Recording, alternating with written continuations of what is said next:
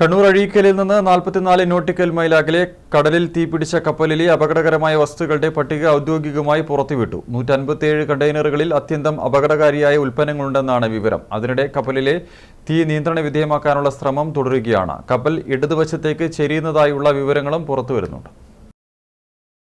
കണ്ണൂർ അഴീക്കലിൽ നിന്ന് 44 nautical mile അകലെ തീപിടിച്ച ചരക്ക് കപ്പലിലുള്ള അപകടകരമായ വസ്തുക്കളുടെ പട്ടികയാണ് പുറത്തുവന്നത്. തീപിടിക്കുന്ന വസ്തുക്കളും ഗുരുതര പാരിസ്ഥിതിക പ്രശ്നങ്ങൾക്കിടയാക്കുന്ന രാസവസ്തുക്കളും കീടനാശിനികളുമാണ് കണ്ടെയ്നറുകളിലുള്ളത്. 157 കണ്ടെയ്നറുകളിലെ വസ്തുക്കളുടെ വിവരങ്ങളടങ്ങിയ പട്ടികയാണ് പുറത്തുവന്നിരിക്കുന്നത്. ഇന്റർനാഷണൽ മാരിടൈം ഓർഗനൈസേഷന്റെ മാർഗരേഖ പ്രകാരം ക്ലാസ് 6.1 വരുന്ന കീടനാശിനികളടക്കമുള്ള കൊടിയ വിഷവസ്തുക്കൾ കണ്ടെയ്നറുകളിലുണ്ട്. 20 കണ്ടെയ്നറുകളിൽ 1.83 ലക്ഷം കിലോഗ്രാം ബൈപൈറിഡീലിയം കീടനാശിനിയാണ്. ഒരു കണ്ടെയ്നറിൽ 27,886 കിലോഗ്രാം ഈഥെയിൽ ക്ലോറോഫോർമേറ്റ് എന്ന മറ്റൊരു കീടനാശിനിയുമുണ്ട്. ഡൈമീഥെയിൽ സൾഫേറ്റ്, ഹെക്സാമെത്തിലിൻ ഡൈസോസയനേറ്റ് തുടങ്ങി ജീവനാശ ഭീഷണി ഉയർത്തുന്ന മറ്റ് കീടനാശിനികളും രാസവസ്തുക്കളും കണ്ടെയ്നറുകളിലുണ്ട്.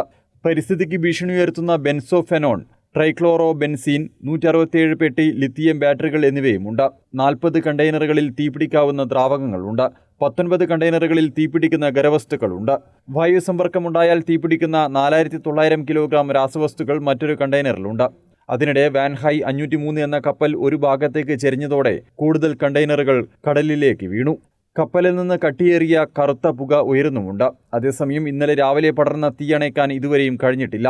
അപകടത്തിൽ പരിക്കേറ്റ് മംഗളൂരുവിൽ ചികിത്സയിൽ കഴിയുന്ന 2 ജീവനക്കാരുടെ നില അതീവ ഗുരുതരമാണ്.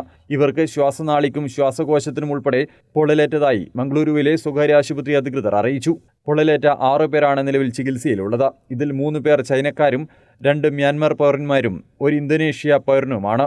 കപ്പലിലുണ്ടായിരുന്ന 22 ജീവനക്കാരിൽ 18 പേരെയും രാത്രിയോടെ INS സൂറത്ത് അപകട പ്രദേശത്ത് നിന്ന് ഒഴിപ്പിച്ചിരുന്നു. കാണാതായ 4 പേരെ കണ്ടെത്താനുള്ള ശ്രമങ്ങൾ ഇപ്പോഴും തുടരുകയാണ്. News desk, Kannur vision.